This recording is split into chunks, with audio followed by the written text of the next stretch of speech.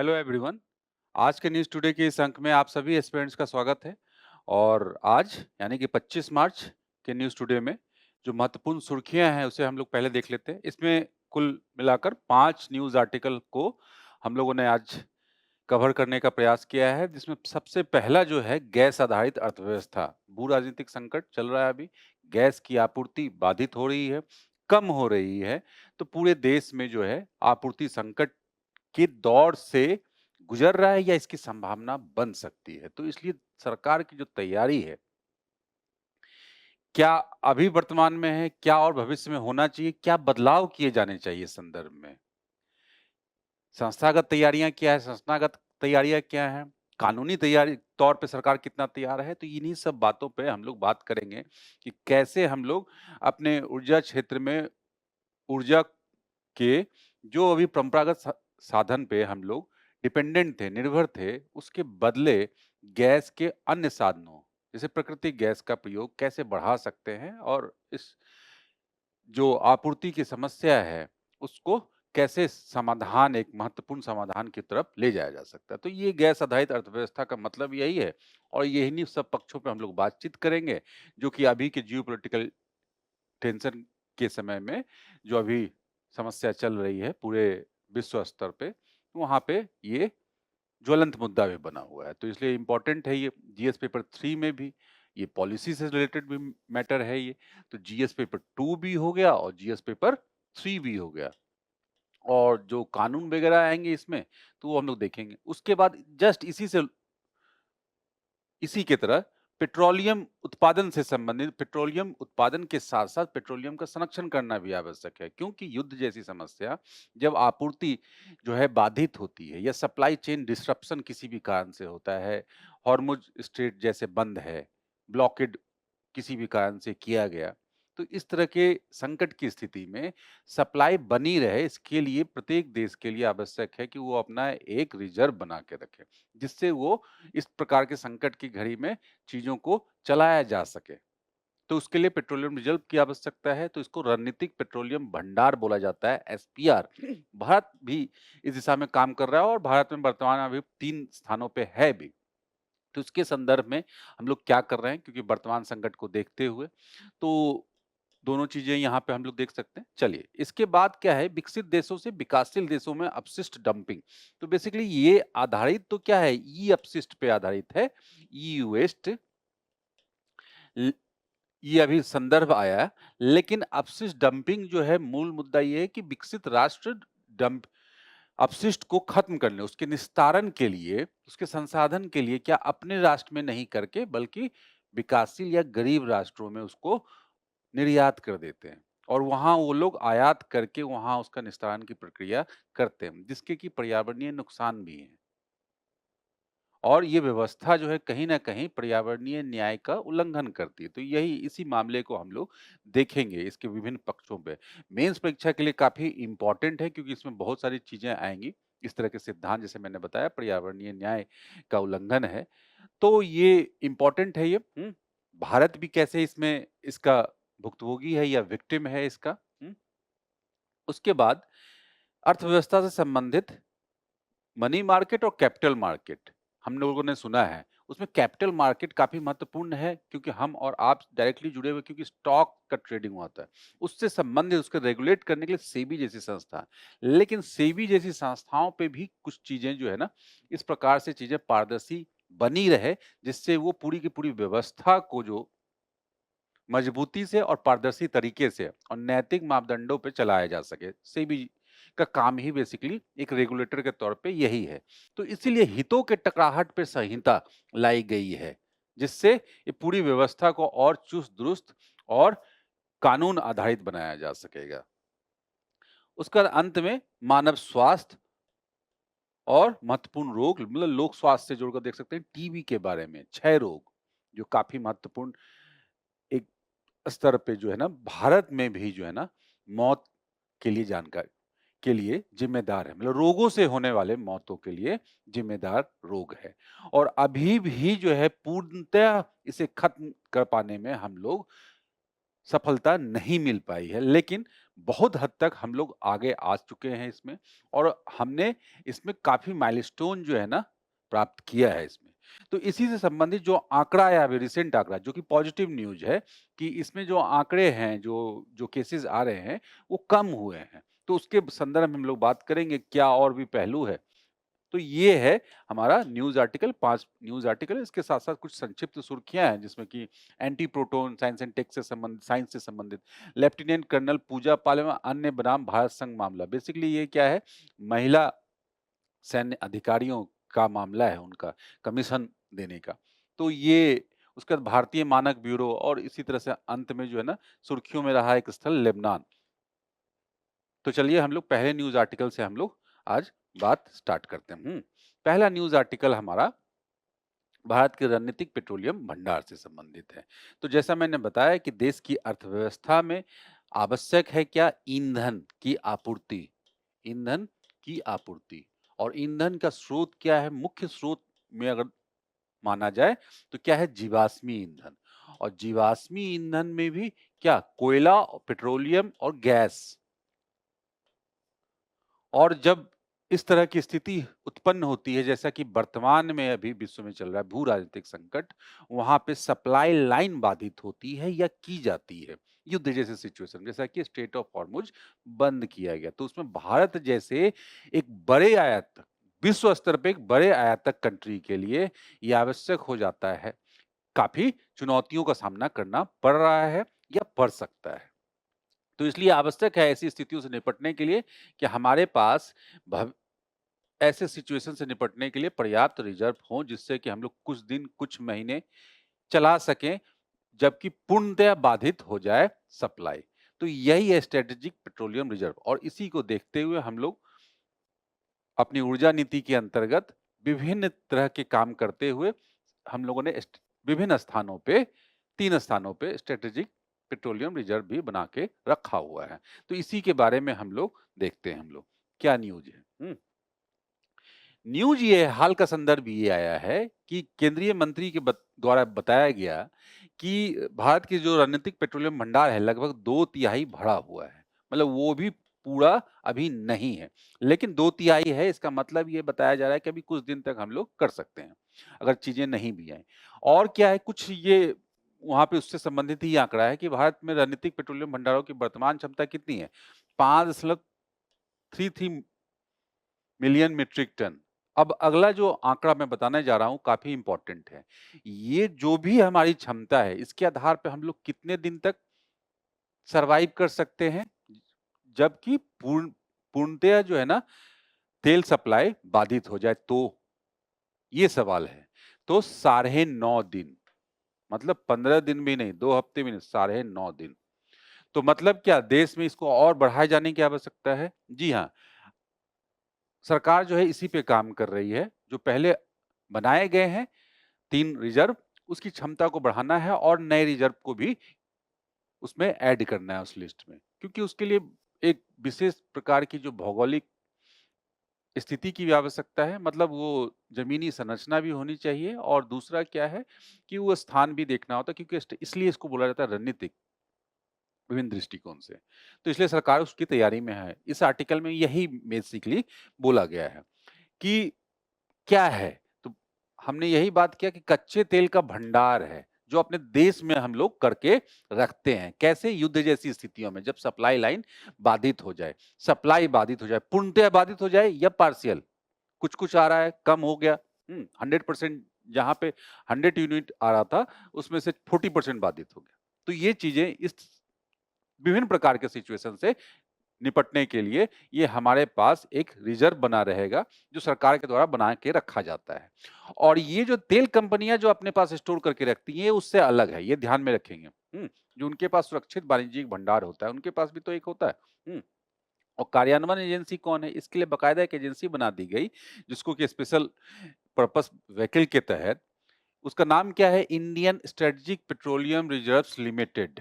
2004 में इसकी स्थापना कर दी गई। मंत्रालय जाहिर-सी बात है केंद्रीय पेट्रोलियम और प्राकृतिक गैस मंत्रालय होगा, भंडारण तकनीक क्या होगा? अब ये मैंने बताया कि विशेष परिस्थितियाँ चाहिए। विशेष परिस्थितियाँ मतलब क्या? कि हाइली इन्फ्लेमेबल मटेरियल है ना ये, हाईली इन्फ्लेमेबल।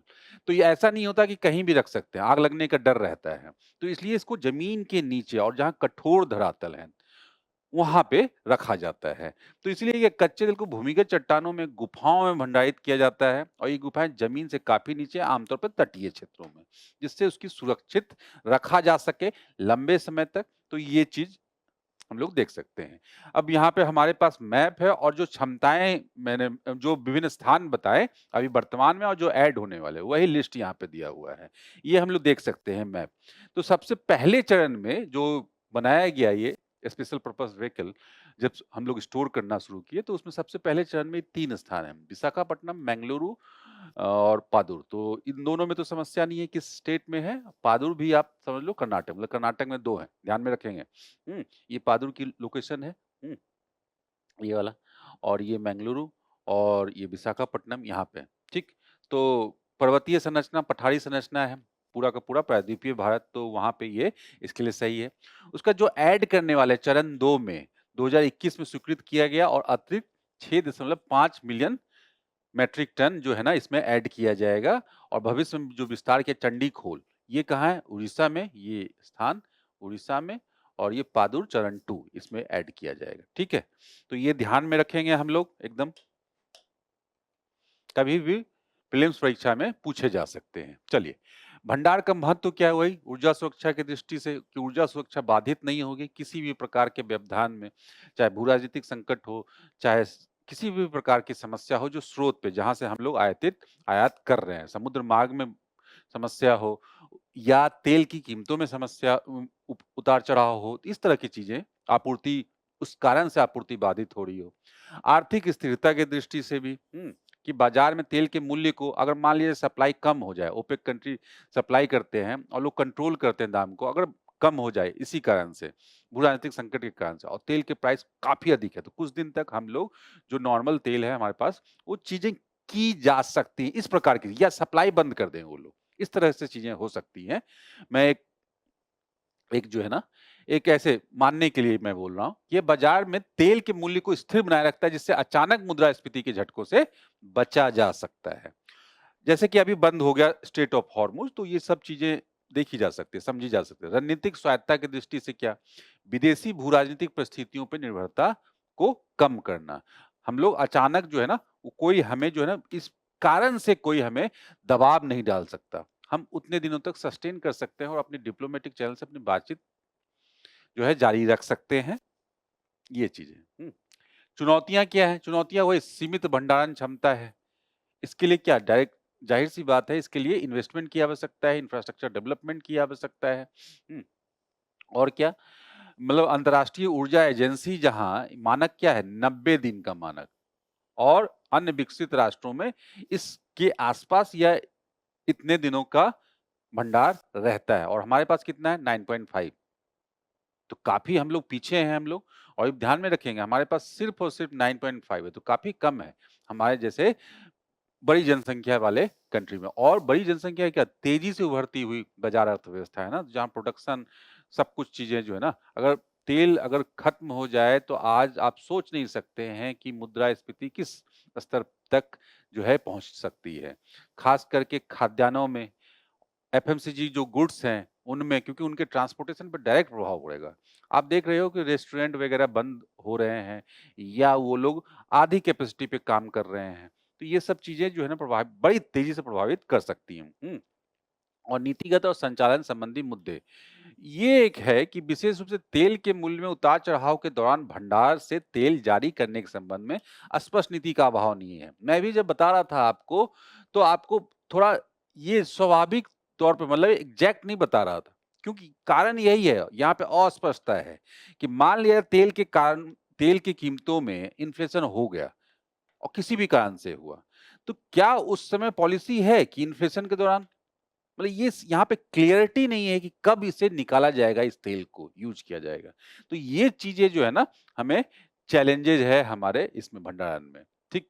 अब रणनीतिक पेट्रोलियम भंडार देख सकते हैं, फिर से वही जो हमने मैप में देख लिया, वर्तमान में कच्चे तेल की भंडारण क्षमता कितनी है, सबसे अधिक देख लें और सबसे कम देख लें। सबसे अधिक पादुर में कर्नाटक में है और यहाँ सबसे कम विशाखापट्टनम में है, ठीक। उतना याद करने की आवश्यकता नहीं है, याद हो गई भी नहीं।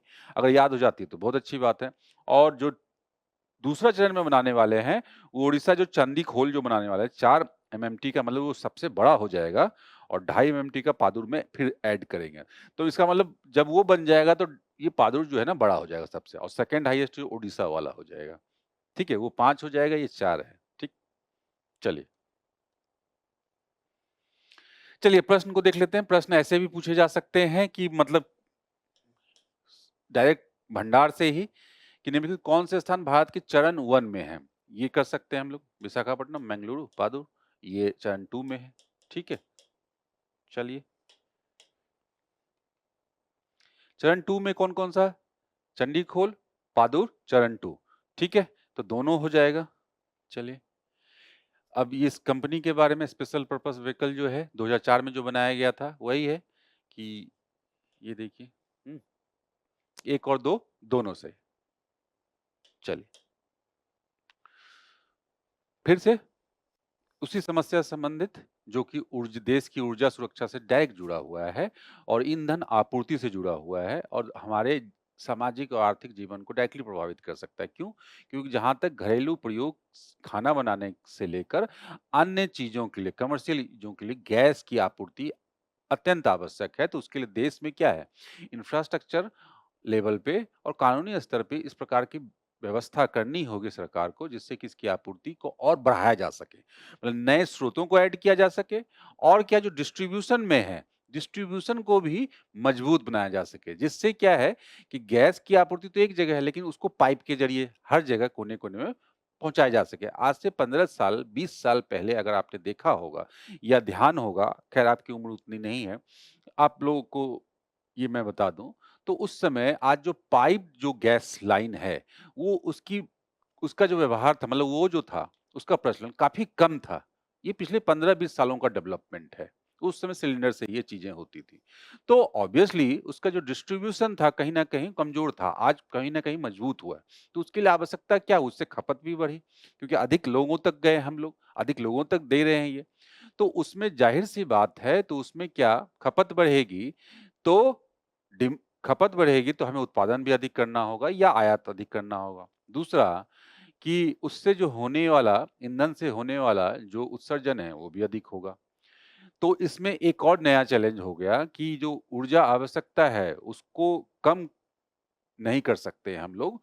कम करने की बजाय ये जो चैलेंजेज़ हैं चुनौती प्रदूषण वाला और जो मूल्य वाला और आपूर्ति वाला, हम नए संसाधनों की खोज कर सकते हैं। तो इस जो आर्टिकल है ये इस आर्टिकल में इसी चीज़ से संबंधित ये आर्टिकल है बेसिकली। क्या है कि केंद्र सरकार ने अभी एक कानून पास किया, प्राकृतिक गैस और पेट्रोलियम उत्पाद वितरण आदेश 2026 प्राकृतिक गैस पे आधारित। हुँ, ठीक है? अधिसूचित किया है। और ये आदेश किसके अंतर्गत आया है? आवश्यक वस्तु अधिनियम 1955 वही जो मैंने बताया कि ऐसे सिचुएशन में कुछ वस्तुओं पे की उत्पादन, डिस्ट्रीब्यूशन पे सरकार रोक लगा सकती है, रेगुलेट कर सकती है, युद्ध जैसी सिचुएशन में। जबकि उस वस्तु की माँग बढ़ जाती है और डिमांड जो है ना माँग बढ़ जाती है और आपूर्ति कम हो जाती है। ऐसे कुछ महत्वपूर्ण वस्तु होते हैं जिसमें कि ईंधन में पेट्रोलियम प्रोडक्ट भी हैं। हुँ। अभी कुछ दिनों पहले ही जब ये ईरान वाला मुद्दा उभरा तो उसमें आवश्यक वस्तु अधिनियम हमने डिस्कस किया था। आप लोग देख सकते हैं। तो उसके अंतर्गत ही ये वितरण आदेश आया है प्राकृतिक गैस और पेट्रोलियम। इसमें बेसिकली यही किया जाएगा कि जो पाइप नेचुरल नेचुरल गैस जो है उसके नेटवर्क का विस्तार किया जाएगा, पीएनजी का। ठीक है? और स्वच्छ ईंधनों के उपभोग को बढ़ावा देना, यही ऊर्जा सुरक्षा सुनिश्चित करना, भारत के प्राकृतिक गैस आधारित अर्थव्यवस्था की दिशा में बढ़ने। मतलब गाँव-गाँव तक, शहर-शहर तक टियर 1 सिटी में ही नहीं, टियर 2, टियर 3 में भी इसको बढ़ाने की आवश्यकता होगी। इसको बढ़ाया जाएगा, इसका उद्देश्य यही है। मुख्य सुधार बेसिकली यही है, समयबद्ध मंजूरियाँ मतलब ऐसे प्रोजेक्ट इसके लिए क्या करना होगा? नए-नए प्रोजेक्ट लगाने होंगे, जिससे गैस का उत्पादन किया जा सके, जो कि प्राकृतिक गैस पे के स्रोत हैं, जो मीथेन आधारित है बेसिकली यही है। हुँ, जो कि जैविक अपशिष्ट से निर्मित किया जाता है और वो उसे डिस्ट्रीब्यूट करने के लिए, उसका डिस्ट्रीब्यूशन चैनल बनाने के लिए ये जो प्रोडक्शन सेंटर है, उसे भी हमें क्या करना होगा? डिसेंट्रलाइज़ करना होगा। मतलब जगह-जगह पे जो स्टार्टअप्स हों, वो नए-नए इस तरह के यूनिट्स लगाएँ, जिससे कि डिस्ट्रीब्यूशन में मदद मिले, हमारी कैपेसिटी बढ़े। तो यही है समयबद्ध मंजूरियाँ ऐसे प्रोजेक्ट को, एकल समन्वित ढांचा, सिटी गैस डिस्ट्रीब्यूशन नेटवर्क का विस्तार आदि। तो ये सब हम लोग मुख्य सुधार के रूप में कर सकते हैं, जिससे क्या है पूरा का पूरा इकोसिस्टम डेवलप हो गैस को पीएनजी के फेवर में।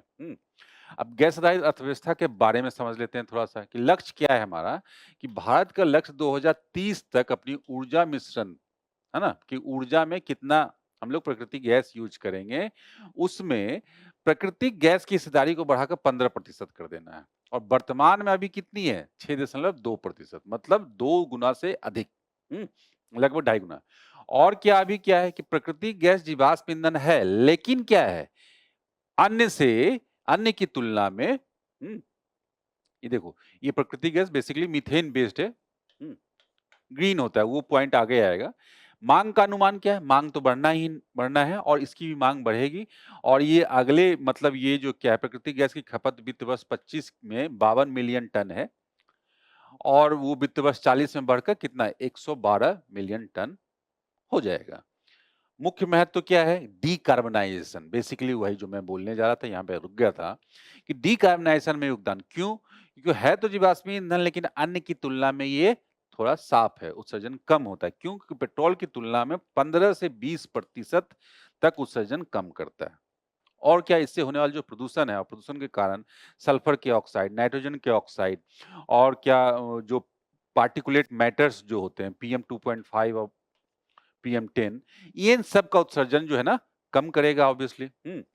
और क्या ऊर्जा सुरक्षा में योगदान, जाहिर सी बात है कि हमने एक नया संसाधन ही तैयार कर लिया तो हमारे पास क्या है, ऊर्जा रूपांतरण के लिए एक नया जो है हमारे पास एक सोर्स आ गया। तो अगर अन्य प्रोडक्ट की कमी हो भी जाती तो इससे हम लोग घरेलू स्तर पे और खासकर घरेलू प्रोडक्शन से हम लोग जरूरत को की पूर्ति कर सकते हैं। ठीक है, तो ये हमारा उद्देश्य है। आर्थिक रूप से उपयोगी क्यों है? एलएनजी को लंबी दूरी तक बेसिकली क्या है, देखो आप सीएन प्राकृतिक गैस मतलब हमने सुना है CH4 कहाँ निकलता है? कोई भी दलदली स्थान हो जहाँ सड़न गलन मतलब जैविक अपशिष्ट वगैरह जो है ना हो रहे हैं। अब चाहे खेतों में भी हो सकता है, दलदली कीचड़ वाले स्थान में भी हो सकता है, जहाँ पत्ते सड़े गले जो भी है चीजें हैं, तो वहां भी मीथेन गैस निकलता है। गोबर से भी निकलती है चीजें, तो उससे निकलती है। अब देखो यही चीज को अब क्या कंप्रेस्ड नेचुरल गैस, पूरा मतलब क्या इसको कंप्रेस्ड कर दिया गया। अगर गैस को अगर सिलेंडर में ले जाना है, ले जाने योग्य हो, ट्रांसपोर्टेशन के लिए आसान हो, तो ऑब्वियसली क्या कर दिया जाएगा? कंप्रेस्ड करके रखा जाएगा और बड़े मात्रा के गैस को एक सिलेंडर में भर दिया जाए, तो वो क्या हो जाती है? लगभग जो है ना वो सिलेंडर में, तो जो सीएनजी हम लोग यूज करते हैं, गाड़ियों में यूज करते हैं, कमर्शियल यूज में यूज किया जाता है। पीएनजी यही हो गया पाइप नेचुरल गैस, मतलब क्या? पाइप में उसको डाल के उसको ट्रांसपोर्ट कर दिया जाए। और एलएनजी क्या हुआ कि एलएनजी वही एलएनजी टर्मिनल होते हैं, पोर्ट्स वगैरह अंतर्राष्ट्रीय स्तर पर जब किया जाता है तो उसको और क्या किया जाता है? लिक्विड बना दिया जाता है, उसको और कंप्रेस कर दिया जाता है। तो जिससे क्या गैस का आयतन को दबाव में गैस के आयतन को कम कर दिया जाए तो गैस क्या हो जाएगा? प्रकृति में वो द्रव बन जाएगा।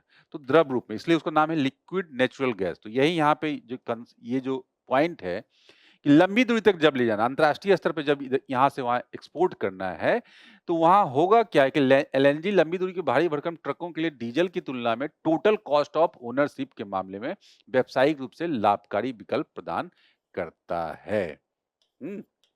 यही है। टोटल कॉस्ट ऑफ ओनरशिप क्या है? मतलब बेसिकली ये एक एस्टीमेट होता है कि जिसका उद्देश्य खरीदारों और मालिकों को किसी उत्पाद या प्रणाली की प्रत्यक्ष और अप्रत्यक्ष लागतों की मतलब जितना उसको ढोने में, उसको परिवहन करने में जितनी लागत आई। तो बेसिकली यही पॉइंट इसमें बोला जा रहा है। यही इसका पूरी गैस अर्थव्यवस्था का जो पूरा का पूरा जो इकोनॉमी है उसके पीछे अर्थशास्त्र है, यही है। अब क्या है कि गैस आधारित अर्थव्यवस्था के लिए उठाए गए कदम क्या हैं? क्या-क्या हम लोगों ने किया? तो इसमें सबसे पहले क्या, अब जिस तरह से हमने सोलर को बढ़ाने के लिए या अन्य रिन्यूएबल एनर्जी को बढ़ाने के लिए बात चैलेंजेस क्या देखते हैं कि ग्रिड से उसको कनेक्ट किया जाए, जो एनर्जी हम लोग बना रहे हैं जिससे कि आम आदमी हर जगह पे यूज़ कर सके। यहाँ भी सेम ऐसा ही होगा कि आप पूरे देश में ग्रिड जैसा सिस्टम डेवलप करें, तभी जाके आपूर्ति हर कोने-कोने में ये उपलब्ध करवा पाएँगे। यहाँ पे 2 लाइन है यहाँ पे, ये ध्यान में यूपीएससी में मैपिंग के दृष्टिकोण से भी इम्पोर्टेंट है। जगदीशपुर, हल्दिया, बोकारो, धामरा, ये एक पाइपलाइन है जो पूर्वी भारत को ये सब ये देख सकते हैं हम लोग। और उसके बाद परियोजना तथा पूर्वोत्तर क्षेत्र के लिए इंद्रधनुष गैस ग्रिड लिमिटेड की स्थापना की गई है। ठीक है।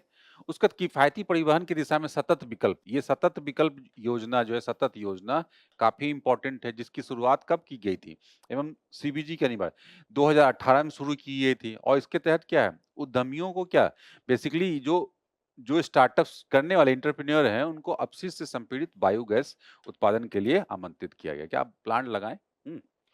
समान प्रशुल्क नीति क्या है, ये नीति पेट्रोलियम और प्राकृतिक गैस विनियामक बोर्ड जो पूरा का पूरा पेट्रोलियम से संबंधित जो व्यापार चलता है उसको रेगुलेट करती है, द्वारा शुरू की गई, ताकि पूरे देश में दूरी आधारित समान और न्याय संगत प्रशुल्क संरचना बनाई जा सके। और अन्य उपाय क्या है, इंडियन गैस एक्सचेंज की शुरुआत की गई जिसमें प्राइसेस को उस पर ये ट्रेड भी किया जा सके। तो ये कुल मिलाकर ये सब जो है ना पहल है महत्वपूर्ण। चलिए प्रश्न देख लेते हैं कि इस ऑर्डर से संबंधित ही, क्योंकि अभी ये रिसेंट डेवलपमेंट है। तो पहला यही है कि पहला क्या है कि हम लोग देखेंगे कि डिस्ट्रीब्यूशन ऑर्डर जो 2026 के संदर्भ निम्नलिखित कथनों पर विचार कीजिए।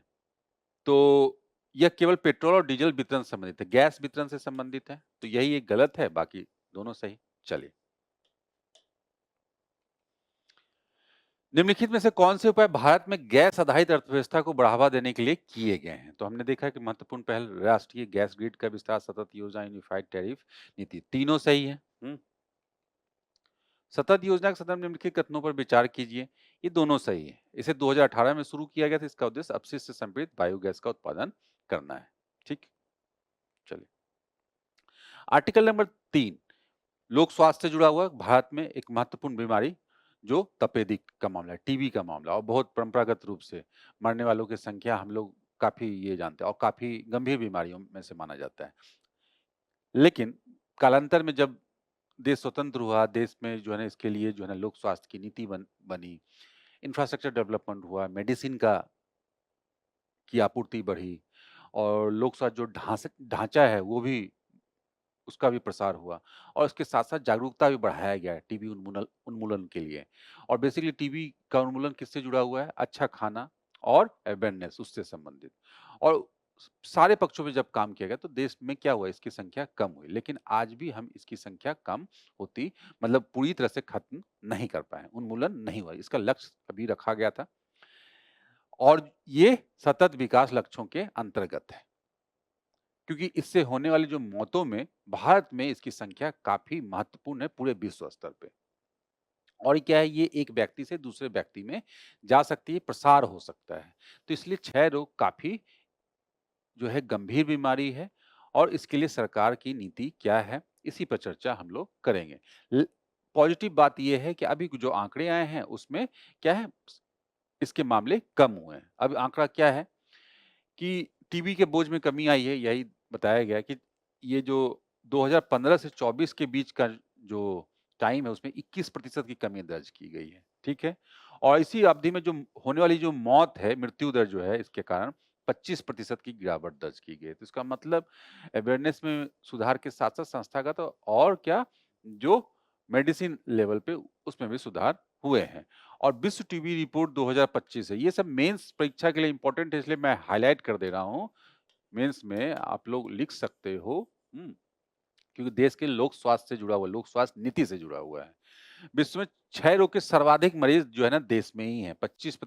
25% टीबी मरीज भारत में हैं। तो ये अपने आप में जो है ना एक चुनौतीपूर्ण आंकड़ा है जो जिस पे कि देश को काम करना है और देश काम कर भी रहा है। ठीक है? तो इसके लिए बोझ को कम करने में सहायक पहल क्या है, जो उपलब्धि हम लोगों ने हासिल की है, तो क्या हम लोगों ने किया है अभी तक? तो सबसे पहला प्रधानमंत्री टीबी मुक्त भारत अभियान। तो इसमें बेसिकली ये है कि जांच, टीबी की जांच, सामुदायिक भागीदारी, रोगी सहायता पर केंद्रित एक जन आंदोलन। ये हमने देखा होगा कि टीबी क्योंकि फैलने वाली बीमारी है तो पुराने समय में कि टीबी जो है ना एक तरह से क्षय रोग जो है इसको लेकर समाज में स्टिग्मा भी था एक, कि जिसपे भी टीबी आया उसे समाज से जो है ना बायकॉट के जैसा कर दिया जाता था। तो काफ़ी बड़ी वो ये क्योंकि बीमारी गंभीर बीमारी थी, फैलने का डर होता था और खास करके बच्चों को, अपने घर परिवार के मरीज को भी अगर ऐसा होता था, व्यक्ति को भी, तो उसके साथ भी ऐसा व्यवहार होता था। लेकिन अब चीज़ें जो है ना बदली हैं, तो समाज को भी शुरुआत से एक तो क्या अवेयरनेस फैलाने में, जिस किसी व्यक्ति को होता है, तो उसे तैयार करने में, दवाई लेने के लिए सभी लेवल पे जो है ना, उसमें समाज की भूमिका, तो इसलिए एक जन आंदोलन वाली बात है। तो अगर ये भी पक्ष यहाँ पे टीबी के बारे में अगर लिखने के लिए आए मेंस में, तो ये पक्ष भी लिखना होगा, ठीक है? ऐसे अन्य बीमारियाँ भी हैं जो गंभीर बीमारी, जैसे एड्स आप ले सकते हो, इस तरह की बीमारियाँ हैं। तो इसमें टीबी भी एक महत्वपूर्ण है। चलिए, निक्षय पोषण योजना, ये भी काफ़ी इम्पोर्टेंट योजना है, निक्षय पोषण योजना। निक्षय पोषण योजना, ठीक है? और इसमें होता क्या है कि बेसिकली मरीजों को उनके उपचार के दौरान पौष्टिक भोजन, यही मुद्दा यही है कि पौष्टिक भोजन की कमी, इसीलिए और क्या पौष्टिक भोजन की कमी के कारण जो है ना, और पौष्टिक भोजन क्योंकि देश में गरीबी अधिक है, हाइजीन की कमी है, मलिन बस्तियाँ हैं, गाँव ग्रामीण स्तर पे भी इस तरह की चीज़ें हैं। तो हमारे देश में इसलिए क्या है, हम संवेदनशील स्थिति में हैं। तो यही इन्हीं पे चीज़ों पे ध्यान देना है। पौष्टिक भोजन के लिए हर महीने आर्थिक सहायता दी जाती है और इससे निर्धारित उपचार जारी रखने में मदद मिलती है। और टीबी से लड़ने का एक सबसे जो बड़ा हथियार है वही है कि पौष्टिक भोजन आपको लेना होगा, सिर्फ़ दवाई से काम नहीं होगा। तभी जो है ना शरीर जो है ना इस तरह से रिस्पॉन्ड करता है, तो ये सबसे बड़ी बात है। निक्षय मित्र क्या है? ये पहल स्वयं सेवकों के माध्यम से टीबी रोगियों को पोषण और सामाजिक सहायता प्रदान करने में सामुदायिक सहायता को बढ़ावा देना। तो समुदाय की भूमिका काफ़ी महत्वपूर्ण है कि क्योंकि गरीबी यहाँ पे बहुत बड़ा चैलेंज है। टीबी के प्रसार और टीबी को नहीं खत्म होने में गरीबी काफ़ी बड़ा मुद्दा है। तो आप इसको ऐसे भी कनेक्ट करके लिख सकते हो कहीं, या आप इसे पूछा जा सकता है आपसे, ठीक है? टीबी मुक्त शहरी वार्ड पहल क्या है? कि शहरों में ऐसे पैचेज़ मतलब हम लोग ये सुनिश्चित करेंगे जहाँ पे टीबी पूरी तरह से मुक्त कर लिया गया। इससे क्या होगा? हम लोग अपने टारगेट को अचीव करने में हमें दिख सकता है कि ये इस मोहल्ले में कर लिया गया। तो वही वार्ड क्या है? शहरी वार्ड, हुँ, में टीबी मुक्त ग्राम पंचायत, शहरी वार्ड मॉडल को दोहराया जाना। ठीक है? जिस तरह से ग्राम पंचायत स्तर पे किया गया उसी तरह से शहरों में भी। बीपीएएलएम उपचार पद्धति, ये उपचार पद्धति है। बेसिकली ये क्या है कि दवा प्रतिरोधी टीबी, टीबी में समस्या यही है कि गरीब व्यक्ति लेता है जिसे जिसे जानकारी नहीं है, अवेयरनेस नहीं है, उसने दवाई खाई 1 महीने, 1.5 महीने, वो किसी कारण से दवाई उसने डिले कर दिया या छोड़ दिया उसने। अब होता क्या है कि जो टीबी का जो बैक्टीरिया है वो क्या हो उस ये सबसे खतरनाक सिचुएशन होती है कि बीच में दवाई पूरा डोज़ लिए बिना छोड़ देना। वो अपनी प्रतिरोधकता जो है ना विकसित कर लेता है और वो उसके बाद और खतरनाक बन के आता है। तो ये बड़ी समस्या है और देश में समस्या चूँकि गरीबी समझ ही रहे हैं और जागरूकता नहीं है। तो कारण यहाँ यही है कि दवा प्रतिरोधी टीबी के इलाज के लिए एक नई और कम अवधि तक की वही मुद्दा ये था ना कि अधिक लंबे अवधि तक आपको दवाई खानी होती थी, तो कम कर दिया गया और ज़्यादा इफ़ेक्टिव बना दिया गया दवाई को, कि लगभग 6 महीने तक कम करके बेहतर परिणाम देती है, यह पद्धति। तो ये ध्यान में रख लेंगे, प्रीलिम्स से पूछा जा सकता है कि ये किससे संबंधित है। एआई आधारित पहल, डीप सी एक्सआर, ये सब डायरेक्टली पूछा जा सकता है कि चेस्ट एक्स-रे के लिए एआई, कि ये किससे संबंधित है, ठीक है ना? हुँ, चलिए। क्षय रोग के बारे में वही जो मैं बता रहा था, बैक्टीरिया आधारित, और बैक्टीरिया कौन-सा है? माइकोबैक्टीरियम ट्यूबरकुलोसिस, ठीक है? ये हमने पहले भी पढ़ा है काफ़ी, और जीवाणु है ये, और ये क्या संक्रामक वायु जनित बीमारी है, मतलब क्या? व्यक्ति के जो मुँह से निकलने वाले खाँसी, छींक वगैरह सब से जो है ना फैल सकता है, निकट संपर्क के माध्यम से वो फैल सकता है, ठीक है? और मुख्यतः फेफड़े को, लंग्स को जो है ना प्रभावित करता है, लेकिन उसके साथ-साथ मस्तिष्क और गुर्दे को भी प्रभावित करता है। भारत ने वैश्विक एसडीजी लक्ष्य 3.3 यही, ठीक है? के अनुरूप वर्ष 2025 तक टीबी के उन्मूलन के अपने संकल्प को पुनः पुष्टि की है। 2025 तक का हमारा संकल्प था, ठीक है? चलिए। अब क्या है यही जो मैं बात बोल रहा था कि अलग-अलग तरह के multi drug resistant TB, MDR TB, XDR TB, TDR TB. Multi drug मतलब क्या? एक से अधिक, जैसे कि ये महत्वपूर्ण दवाइयाँ ये भी पूछी जा सकती है, ध्यान में रख सकते हैं। आइसोनियाज़िड और रिफाम्पिसिन दवाइयों का प्रतिरोधी, कम से कम 1, 2 में से 1, ठीक है? एक्सडीआर क्या होगा? इससे लेवल बढ़ गया इसका, जो प्रतिरोधी जो बैक्टीरिया है उसमें क्या होगा, आइसोनियाजिड और रिफैम्पिसिन का प्रतिरोधी हो जाएगा, और साथ ही किसी भी फ्लोरोक्विनोलोन, मतलब अब किसका प्रतिरोधी होगा, नहीं होगा, ये याद करने की जरूरत नहीं, लेकिन ये जो दवाइयां हैं एक बार ध्यान में रहेगी, पूछा जा सकता है निम्नलिखित में से कौन टीबी से संबंधित है, तो ये ध्यान में रख लें। उसके बाद क्या, टोटली ड्रग रेजिस्टेंट टीबी में मतलब क्या, टीबी के उपचार हेतु जो फर्स्ट लाइन और सेकंड लाइन की सभी दवाओं का की प्रतिरोधी हो जाता है, मतलब यहाँ पे समस्या काफी गंभीर हो जाती है। ठीक है, चलिए अब क्वेश्चन क्या है, क्वेश्चन देख लेते हैं हम लोग कि क्षय रोग के संदर्भ में निम्नलिखित कथनों में विचार कीजिए। तो वही दोनों कथन सही है, केवल फेफड़े को प्रभावित करता है, ये गलत हो जाएगा।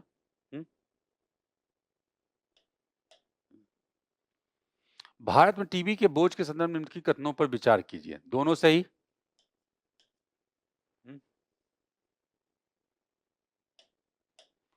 विश्व टीबी रिपोर्ट 2025 के अनुसार निम्नलिखित में से कौन सा कथन सही है?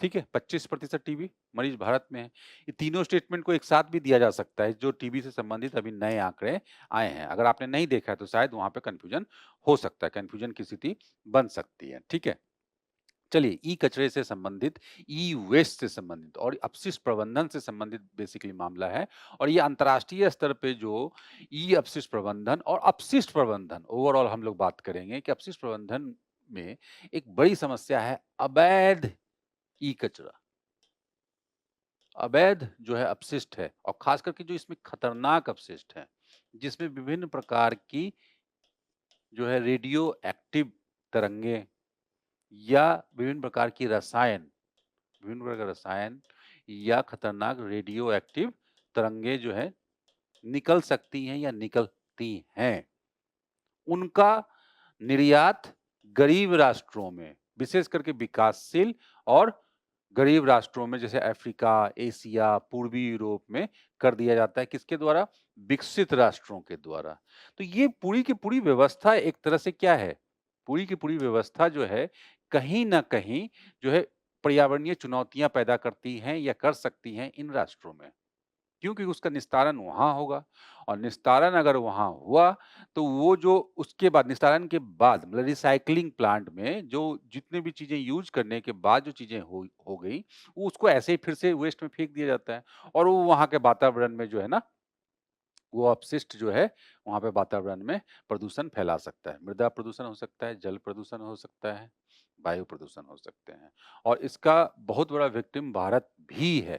बहुत सारे उद्योगों में होता ही यही है कि विकसित राष्ट्रों के द्वारा इन इस प्रकार के जो वेस्ट हैं, जो खतरनाक वेस्ट हैं, उनको रिसाइकलिंग के नाम पे और कबाड़ के नाम पे, स्क्रैप के नाम पे वो निर्यात कर दिया जाता है, और यहाँ के भी कुछ लोग जो है अवेयरनेस की कमी और मुनाफा कमाने के लिए वो वहाँ पे उसको कर लिया जाता है। लेकिन ये व्यवस्था जो है पूरी तरह से जो है ना अन्यायपूर्ण है, न्यायपूर्ण व्यवस्था का को कहीं से जो है ना पैदा नहीं कर पा रही है ये, और लोगों को पर्यावरणीय न्याय से दूर कर रही है। इन जो राष्ट्रों में जहाँ पे ये आयात किया जा रहा है, और वहाँ पे पर्यावरणीय खतरे उत्पन्न करती हैं। तो इसलिए राष्ट्र के स्तर पे, अंतर्राष्ट्रीय स्तर पे क्या है ये स्थिति, तो इसके बारे में हम लोग बात करेंगे। ठीक है? तो ये बेसिकली क्या है, अंतर्राष्ट्रीय स्तर पे पर्यावरणीय न्याय और गवर्नेंस से संबंधित ये मुद्दा है। तो अभी ये मुद्दा चर्चा में इसलिए आया है कि थाईलैंड में ऐसा ही ये मामला पाया गया है कि थाईलैंड में अमेरिका से आया हुआ कई टन अवैध ई अपशिष्ट जब्त किया गया है। और मैं ई अपशिष्ट को बार-बार क्यों बोल रहा हूँ खतरनाक, ये यूपीएससी प्रीलिम्स में भी पूछा गया था प्रश्न कि ई अपशिष्ट में कौन-कौन से शामिल है। आप अपने मोबाइल देख लो या आप अपना लैपटॉप, जो भी कंपोनेंट जो यूज़ कर रहे हो डिवाइसेज़, उसमें आजकल क्या है, ऐसे भी कंपोनेंट हैं जो कि रेडियो एक्टिव मटेरियल है, या वो प्रकृति में आसानी से खत्म नहीं होते। तो इसलिए ई अपशिष्ट जो है ना काफ़ी, और ई अपशिष्ट काफ़ी बड़ी मात्रा में जनरेट भी हो रहा है।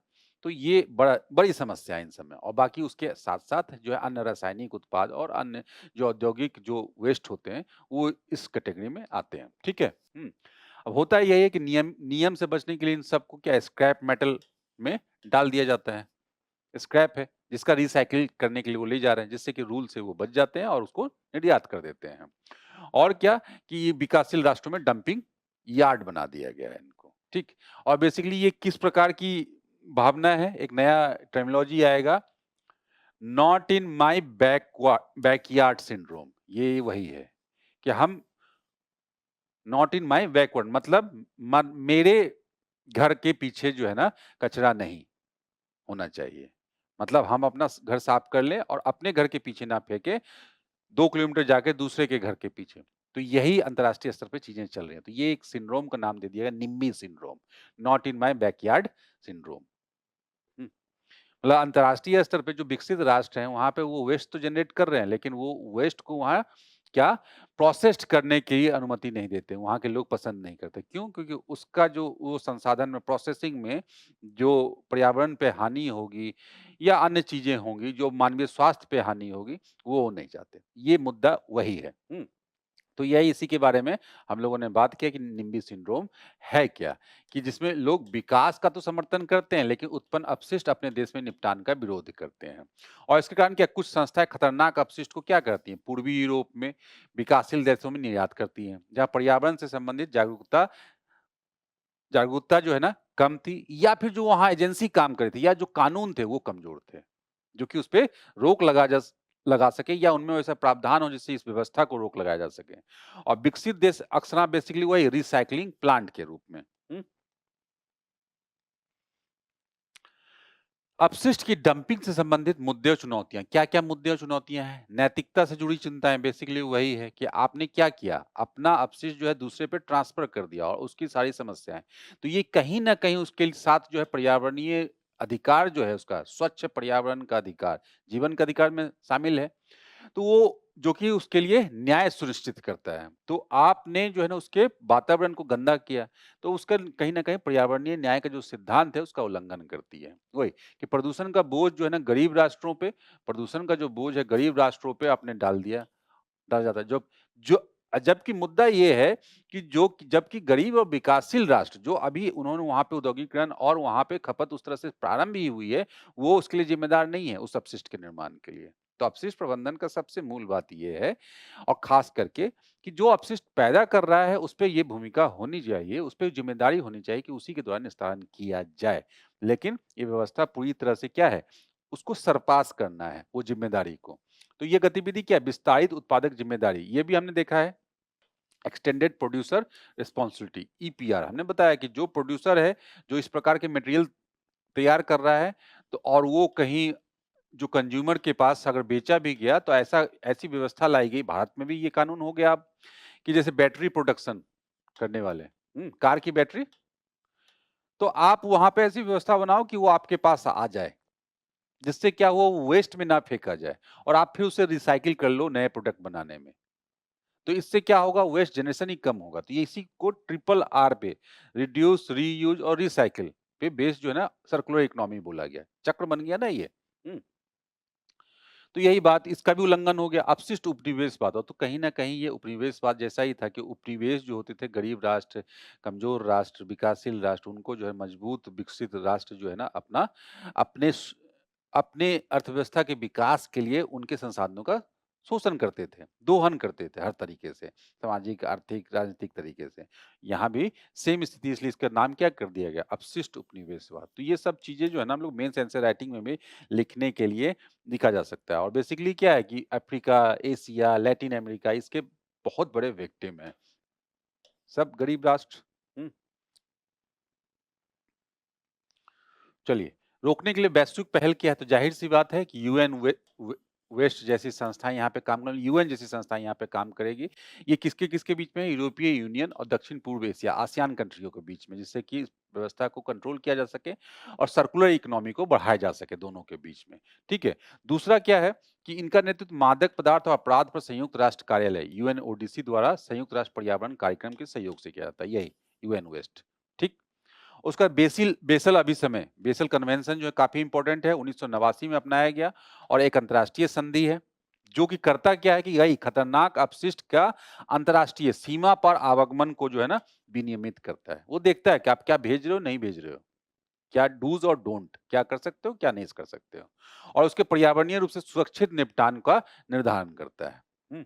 उसी तरह बेसल प्रतिबंध संशोधन, इसमें एक संशोधन किया गया, बेसल बैन अमेंडमेंट, कि इसमें क्लियरली ये लिख दिया गया कि इस प्रकार के कोई खतरनाक अगर अपशिष्ट हैं, वो आप भेज ही नहीं सकते हो, निर्यात पे प्रतिबंध लगा दिया गया खतरनाक अपशिष्टों के। आपको खुद करना है क्योंकि आपने वो वेस्ट जनरेट किया है। तो यही चीज है। चलिए प्रश्न देख लेते हैं। पहला प्रश्न क्या है? निम्बी सिंड्रोम के संदर्भ में पूछा जा सकता है। नया टर्मिनोलॉजी, नई टर्मिनोलॉजी है तो पूछी जा सकती है। ठीक है। एक और दो, दोनों। हम्म। निम्नलिखित में से कौन सा अपशिष्ट डंपिंग से संबंधित नैतिक मुद्दा है? तो हम लोग देख सकते हैं कार्बन उत्सर्जन में कमी तो नहीं होगी, ऑब्वियसली बढ़ेगी ही, ये भी हो सकता है। ठीक है, तो ये गलत हो गया, बाकी दोनों सही है। बेसल कन्वेंशन के संदर्भ में उनके कथनों पर विचार कीजिए। दोनों सही। ये केवल विकासशील देशों पर लागू होता है? नहीं, विकासशील केवल विकसित देशों पे, सब पे लागू होगा ये अंतर्राष्ट्रीय स्तर पे। इसके आवागमन को जो है ना रेगुलेट किया जाएगा इस प्रकार के वेस्ट को।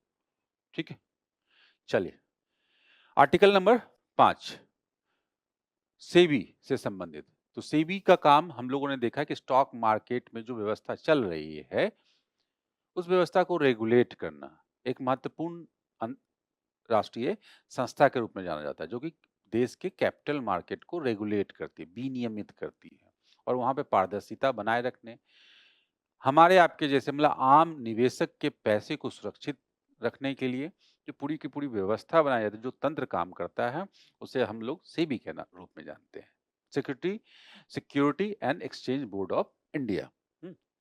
अब लेकिन इसमें भी समय समय पे कुछ चीजें अपारदर्शी घटनाएं हुई, जो इसमें बैठे हुए इनको इनको चलाने वाले जो लोग हैं उन पे भी उंगली उठाए गए, प्रश्न चिन्ह लगाए गए, जिससे क्या है कि पूरी की पूरी व्यवस्था जो की पारदर्शिता पे कहीं ना कहीं प्रश्न चिन्ह होता है। तो इसी चीज को खत्म करने के लिए कि 2008 के बोर्ड सदस्यों के लिए हितों के टकराव संबंधी संहिता जो बनाई गई थी, समय समय पे ये करती है सेबी के द्वारा, तो 2008 में एक बनाया गया था बोर्ड सदस्यों के लिए हितों के टकराव संबंधी संहिता में संशोधन को मंजूरी दिया गया। तो कुछ नए बदलाव किए जाएंगे, जो अभी मामला अभी वर्तमान कुछ समय पहले आया। ठीक है, तो इसी से संबंधित में कि 2008 का जो ये हितों का टकराव वाला जो संहिता थी, कोड थी, उसमें बदलाव किया जाएगा। तो बेसिकली हुआ यही है, हमने देखा है कि अभी हिडनबर्ग रिसर्च आया, जो अंतर्राष्ट्रीय स्तर पे इस प्रकार की अनियमितताओं को जाहिर करता था, फंड के आधार पे अनियमितताओं को, जो उसको बेसिकली क्या इनसाइडर ट्रेडिंग से जोड़कर देखा जा रहा है। तो उसमें बड़े-बड़े लोगों के नाम है, जिसमें कि सेबी से संबंधित जो कि तत्कालीन अध्यक्ष पर हिंडनबर्ग रिसर्च द्वारा लगाए गए हितों के टकराव के आरोपों का पृष्ठभूमि में किया गया। तो बेसिकली यही है। तो इसके आधार पर क्या हुआ, एक हाई लेवल कमिटी गठित की गई और उसके द्वारा ये बनाया गया। और हाई लेवल कमिटी के अध्यक्ष कौन है? प्रत्युष प्रत्यूष सिन्हा की अध्यक्षता में गठित की गई एक कमिटी 2025 में। चलिए, जो कि अध्यक्ष के साथ-साथ जो पूर्णकालिक सदस्य होल टाइम मेंबर्स भी होते हैं, ठीक है? अध्यक्ष और पूर्णकालिक सदस्य के लिए नैतिक दिशा निर्देश प्रदान, मतलब आप क्या कर सकते हो, क्या नहीं कर सकते हो, और आपसे जुड़े हुए लोग भी।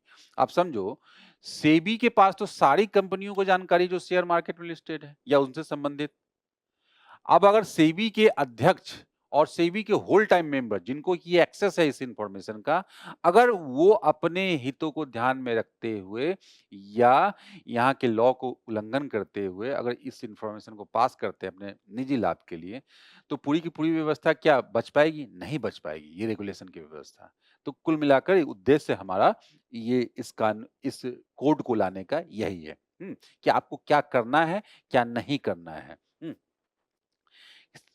आचार संहिता क्या है, एथिक्स कोड है क्या, क्या परिवर्तन? बेसिकली जो अध्यक्ष होगा और जो पूर्णकालिक सदस्य होंगे उसके लिए संपत्ति और देनदारियों का सार्वजनिक तौर पर उल्लेख करना होगा। एक, कि आपकी कितनी संपत्ति है, कितनी देनदारी। उसके बाद क्या, मतलब इसी तरह से चीजें जिससे कि पारदर्शी बनी रहे कि आप इस पोस्ट पे हो तो आप चीजें आप अपनी तरह से क्लियर रखो। वो इनसाइडर ही है और एक तरह से क्योंकि उसके पास सारी इंफॉर्मेशन है। तो इनसाइडर ट्रेडिंग आपने सुना होगा कि अंदर की खबरों को जानते हुए, कंपनी के अंदर की खबर को जानते हुए कोई ऐसा व्यक्ति अगर ट्रेड करता है, उसे लाभ होता है, तो इसको एक तरह से ऑफेंस माना गया है कहीं न कहीं। मैं इसको ऑफेंस माना गया है, तो उसमें क्या है, इनको अध्यक्ष को और पूर्णकालिक सदस्य को दोनों जो है इनसाइडर माने जाते हैं, तो इसलिए इन्हें भी जो है ना इक्विटी शेयर में निवेश करने में प्रतिबंधित किया है कि आप इक्विटी शेयर में निवेश नहीं, क्योंकि इन्हें तो पता है कौन सी कंपनियों में क्या चल रहा है, अच्छा बुरा। तो जिस कंपनी में अच्छा चल रहा है तो उन्हें पता होगा ये कंपनी अच्छा करेगी भविष्य में, इसमें पैसे लगा दो। तो ये चीजें ना कहीं इनसाइडर ट्रेडिंग के अंतर्गत आएगा। उसके बाद क्या, निवेश सीमा है अपने पोर्टफोलियो में अधिकतम 25% ही म्यूचुअल फंड जैसे पूल निवेश संसाधनों में निवेश करने की सीमा रखी गई, अनुमति दी गई है। और उसके बाद क्या, सेवानिवृत्ति के 2 साल बाद तक भी उपहार स्वीकार करने या सेबी के समक्ष उपस्थित होने पर रोक रहेगी, ये ध्यान रखेंगे। तो ये भी संस्था का ढांचा क्या है, एक नैतिकता अनुपालन कार्यालय हो तथा एक स्वतंत्र नैतिकता अनुपालन निगरानी समिति का गठन किया जाएगा। उसके बाद विसिल ब्लोअर प्रणाली भी, कि जो अगर इस प्रकार की चीजें बताना चाहता है, अपनी पहचान छुपाते हो, जो विसिल ब्लोअर की प्रणाली है, उस व्यवस्था को भी की स्थापना की जाएगी। चलिए, सेबी के बारे में हम लोग देख लेते हैं। पहले इसे क्या है कि भारतीय प्रतिभूति और विनिमय बोर्ड की स्थापना 1988 में की गई और एक गैर सांविधिक निकाय के रूप में, लेकिन अब उसे उसके 1992 में जो है सेबी एक्ट 1992 के तहत क्या सांविधिक संस्था बना दिया गया। तो ये पूछा जा सकता है सांविधिक है या गैर सांविधिक, ठीक है। उसका क्षेत्रीय कार्यालय नई दिल्ली में और उसके बाद जो मुख्यालय जो है मुंबई में और उसका क्षेत्रीय कार्यालय नई दिल्ली में, कोलकाता में, चेन्नई में, अहमदाबाद में। उद्देश्य क्या है, निवेशकों को धोखाधड़ी, इनसाइडर ट्रेडिंग, अनुचित गतिविधियों से बचाना है। कार्य क्या है, मध्यवर्तियों, जितने भी इंटरमीडिएरीज हैं जैसे brokers, mutual fund, merchant banker, credit rating एजेंसियां, सबका पंजीकरण, विनियमन, कंपनियों के अधिग्रहण की निगरानी करना। सेबी की शक्तियां क्या है, नियमों और विनियमों का प्रारूप तैयार करना, जैसे इनसाइडर ट्रेडिंग से संबंधित, धोखाधड़ी या अनैतिक कार्यों के मामले में दंड लगाना, उल्लंघनकर्ताओं के खिलाफ विनियमों को लागू करना। ठीक है, तो कुल मिलाकर क्या पूरी की पूरी व्यवस्था को, जो कैपिटल मार्केट से जुड़ी हुई चीजें हैं, उसको नियंत्रित करना, निर्देशित करना, ये इससे संबंधित है। चलिए, तो यही इसके से संबंधित देख लेते हैं क्या क्या प्रावधान है। सबसे पहला प्रश्न उसी पे आधारित है कि सेबी के नए एथिक्स कोड के अनुसार निम्नलिखित में से कौन से प्रावधान शामिल हैं। तो 3 गलत हो गया। इक्विटी में निवेश की अनुमति देना नहीं है, ऐसा नहीं है, उसमें भी रिस्ट्रिक्ट किया गया है। सेबी के प्रमुख कार्यों में शामिल हैं 1, 2 और 3, तीनों हैं। चलिए, ऐसे प्रश्न पूछे जा सकते हैं प्रमुख संस्थाओं के बारे में। सेबी के पास निम्नलिखित में से कौन सी शक्तियां हैं, नियम और विनियमन बनाना, धोखाधड़ी के मामलों को दंड लगाना, केवल सलाह देना, दंड नहीं देना। ठीक है, तो ए होगा। ठीक है, 1 और 2 दोनों, ये गलत। ठीक है, चलिए, तो चलिए अब हम लोग यहां से संक्षिप्त सुर्खियों को देखते हैं। जो पहला न्यूज आर्टिकल है इसमें, गैर निगमित क्षेत्र के उद्यमों का वार्षिक सर्वेक्षण, बेसिकली क्या है, एस यूज इसका नाम है, अब्यूज नहीं पढ़ेंगे ये। हाँ, गैर असंगठित क्षेत्र के उद्यमों के वार्षिक सर्वेक्षण, एसयूज। तो एसयूज में क्या है, ये 2 जनवरी दिसंबर 2025 के लिए ये परिणाम जारी किए गए। क्या है संचालन के, जाहिर सी बात है केंद्रीय सांख्यिकी कार्यक्रम कार्यान्वयन मंत्रालय के अंतर्गत राष्ट्रीय सांख्यिकी कार्यालय द्वारा किया गया है। जीडीपी में बेसिकली अनुमान लगाने के लिए कि कहां से कितना उत्पादन हो रहा है, ये यही आंकड़े जीडीपी को बनाती है। तो उसी से संबंधित है ये जीडीपी अनुमान और राष्ट्रीय लेखा के लिए इनपुट प्रदान करना, यही उद्देश्य है। कवरेज क्या, असंगठित गैर कृषि क्षेत्र, विनिर्माण, व्यापार और सेवाएं, यही है ना बेसिकली। जो ऐसे क्षेत्रक जो है ना अभी तक जो है ना जीडीपी के अंतर्गत शामिल नहीं हो पा रहे थे क्योंकि असंगठित क्षेत्र में थे, उनसे संबंधित आंकड़ा वगैरह नहीं अवेलेबल हो पा रहा था। संकेतक क्या है, रोजगार, सकल मूल्य वर्धन, मजदूरी, डिजिटल उपयोग आदि। महत्व क्या है कि यह एमएसएमईज और अनौपचारिक क्षेत्र की अर्थव्यवस्था के लिए नीति निर्माण में सहायता करे। जाहिर सी बात है, उससे संबंधित अगर डेटा आएंगे तो उससे संबंधित जो है नीति निर्माण में भी मदद मिलेगी। लेफ्टिनेंट कर्नल पूजा पाल एवं अन्य बनाम भारत संघ मामला, ये मामला क्या हुआ, महिला सैन्य अधिकारियों से के अधिकार से संबंधित मामला है। क्या मामला है कि महिला सैन्य अधिकारियों को पुरुष अधिकारियों के समान अधिकार हो अपनी सेवा के दौरान, केवल उन्हें भी समान स्तर पे समान रूप से कमीशन दिए जाए, जो कि अभी तक नहीं है। तो इसी के संदर्भ में काफी लंबे समय से इस पे चर्चा चल रही है। मामला भी, बहुत सारे मामले कोर्ट में भी गए हैं। तो उसी संबंधित ये मुद्दा है। अभी क्या है कि उच्चतम न्यायालय ने सशस्त्र बलों में पात्र महिला अधिकारियों को अस्थायी कमीशन और पेंशन लाभ प्रदान करने का निर्देश दिया है। इससे पहले एक केस है पढ़ लें, ध्यान में रखेंगे। बबीता पूनिया अन्य मामला 2020 में महिलाओं को स्थायी कमीशन का आदेश दिया था और साथ ही उन्हें कमांड पोस्ट संभालने का भी पात्र माना था। और अल्प सेवा कमीशन जो शॉर्ट सर्विस कमीशन होती है, योजना के तहत अधिकारियों को शुरू में 10 वर्ष और उसके बाद 14 वर्ष तक का ये रहता है इसमें, ठीक है। न्यायालय की मुख्य टिप्पणी बेसिकली क्या थी? मुख्य टिप्पणी यही थी, इन शॉर्ट हम लोग समझ लेते हैं कि प्रणालीगत स्ट्रक्चरल जो है ना भेदभाव है, जो कि हमारे जो परंपरागत या जो हम जो पक्षपातपूर्ण जो व्यवहार और एटीट्यूड अपने अंदर बनाए हो, उसी पे आधारित है। स्थायी कमीशन से इनकार करना संस्थागत पूर्वाग्रह में निहित है और ये मूल्यांकन में संरचनात्मक असमानता को दर्शाता है कि मूल्यांकन पद्धति को आपको बदलने की जरूरत है समय के साथ। कि जब मूल्यांकन पद्धति आपने बनाया था असेसमेंट जो अब क्राइटेरिया है उसको चेंज करना होगा। उस समय महिलाएं नहीं आ रही थी सेना में या महिलाओं में का समाज में इस तरह की चीजें नहीं थी, एक्सपोजर नहीं था। तो मुद्दा ये है त्रुटिपूर्ण मूल्यांकन प्रणाली, तो इसी पे काम करना हो। जो आपकी जो एसीआर है, वार्षिक गोपनीय रिपोर्ट जो होती है सभी अधिकारियों की सेना में, उस पे मूल्यांकन करने की जो बदलाव करने की आवश्यकता है, समीक्षा की जानी चाहिए। तो यही इसमें कोर्ट ने बोला है। मेंस परीक्षा के लिए भी इंपॉर्टेंट हो सकता है ये लिखने के लिए।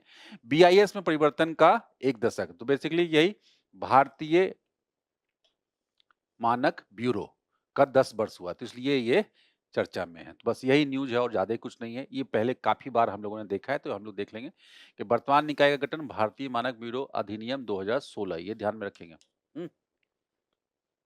इसके पहले कानून कौन था? भारतीय मानक ब्यूरो अधिनियम 1986।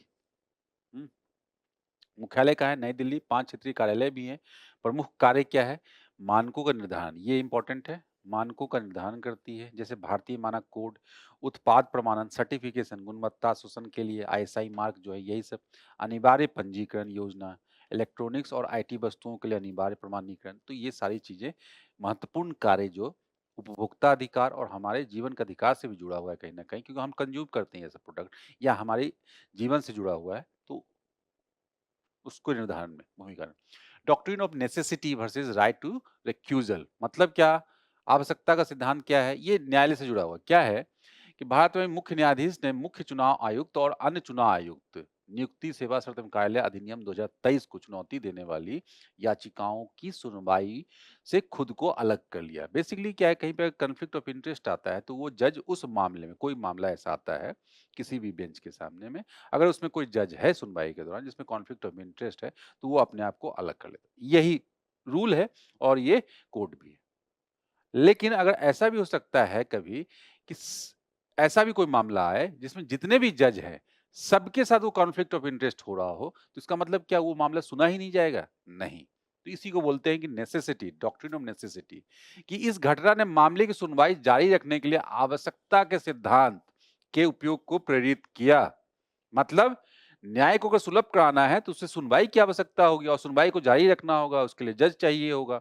तो भले कॉन्फ्लिक्ट ऑफ इंटरेस्ट आए, लेकिन न्याय को प्रदान करने के लिए, न्याय को जारी रखने के लिए आपको आवश्यकता का सिद्धांत अपनाने के लिए उसे सुना जाना है। तो यही मुद्दा है बेसिकली, कि यदि सभी न्यायाधीश हितों के टकराव में हो तो भी मामले की सुनवाई अनिवार्य है और यह न्याय की निरंतरता सुनिश्चित करता है और संस्था के संचालन में गतिरोध को रोकता है। वो पेंडिंग हो जाएगी ना मामले वो। तो supreme court advocates on record association बनाम भारत संघ में लागू किया गया। ठीक है, ये मामला। चलिए, एंटी प्रोटोन के साथ सन का प्रयोग। बेसिकली सन के बारे में हम लोग जानते हैं, हमारे देश में काम करने वाले महत्वपूर्ण वैज्ञानिक संस्था सन। उसमें अभी हुआ ये है कि अभी सड़क मार्ग से पहली बार ये लोग क्या एंटी प्रोटोन का परिवहन कर रहे हैं, और एंटी प्रोटोन काफी संवेदनशील और गंभीर है, जिससे इतने लंबे समय में, मतलब इतने लंबे रूप में जो है परिवहन करना जो है ना खतरनाक हो सकता है। और ये बड़ी उपलब्धि है क्योंकि एंटी मैटर आमतौर पर मैटर के संपर्क में जैसे ही आता है, एंटी मैटर की गुण ही है, जिस भी मैटर का वो एंटी मैटर होगा उसके संपर्क में जैसे ही आएगा वो ब्लास्ट हो जाएगा, उसमें विस्फोट हो जाएगी। उसको एनिहिलेशन बोला जाता है, उसमें खत्म कर देगा, नाश कर देगा। तो वो एंटी मैटर आमतौर पर मैटर के संपर्क में आने पर नष्ट हो जाता है, इसी कारण से पहले इसका परिवहन करना बहुत कठिन था। तो बेसिकली मुद्दा ये है, एंटी प्रोटॉन होता क्या है? एंटी प्रोटॉन एक प्रकार का एंटी मैटर है जो कि द्रव्यमान और स्पिन में प्रोटॉन के समान ही होगा। मतलब प्रोटॉन में पॉजिटिव ये चार्ज होते हैं और इसका जो मास है इसी के बराबर ही होगा ये एंटी प्रोटॉन। लेकिन इसमें जो चार्ज है वो अलग होगा, ठीक है, ऋणात्मक होगी और जैसे ही इसके संपर्क में आएगा उसको खत्म कर देगा ये। तो अब ये इतना इम्पोर्टेंट क्यों है? इसकी खोज सबसे पहले की गई थी वही, अब नाम ध्यान में रख लें, इन्हें नोबेल प्राइज़ मिला था इन दोनों व्यक्तियों को, एमिलियो सेग्रे और ओवेन चैम्बरलिन को, ठीक? 1959 में भौतिकी का नोबेल पुरस्कार मिला था। तो बेसिकली मैटर और एंटी मैटर से जो जुड़ा रहस्य है, उस पे शोध करने के लिए और इससे मदद भी मिलेगा जो CERN में किया जा रहा है। और बेसिकली यही जो विस्फोट मैंने बताया, ये कहीं न कहीं जो बिग बैंग का जो विस्फोट हुआ था, उसमें भी पैदा हुए थे। ठीक है? तो बिग बैंग के से जो जुड़े हुए रहस्य हैं, उसपे भी जो है ना, उसके बारे में भी जानकारी इकट्ठा करने में ये हमारी मदद करते हैं। तो एंटी प्रोटॉन यही है, ठीक है? अब क्या है? एससी दर्जे पे मतलब शेड्यूल कास्ट दर्जे पे सर्वोच्च न्यायालय में क्या बोला गया? कि उच्चतम न्यायालय ने व्यवस्था दी कि अनुसूचित जाति का दर्जा संविधान अनुसूचित जातियां आदेश 1950 के तहत केवल हिंदुओं, सिखों और बौद्धों तक ही सीमित है। मतलब क्या? एससी कम्युनिटी में मतलब ये क्या, अगर इस धर्म से अगर दूसरे धर्म में जाते हैं तो एससी का दर्जा खत्म, इसका मतलब ही यही है। यही पढ़ते हैं हम लोग, अनुसूचित जाति का दर्जा खोना। मतलब अगर वो हिंदू धर्म से बाहर चला जाए, मतलब धर्मांतरण कर लिया ले, तो उसका जो ये कैटेगरी था उस धर्म के अंदर एससी का, वो खत्म हो सकता है। यही है, किसी अन्य धर्म में परिवर्तन करने पे अनुसूचित जाति का दर्जा तत्काल और पूरी तरह से समाप्त हो जाता है, भले ही वो जन्म किसी भी जाति में हुआ। ये मुद्दा है उच्चतम न्यायालय की टिप्पणी।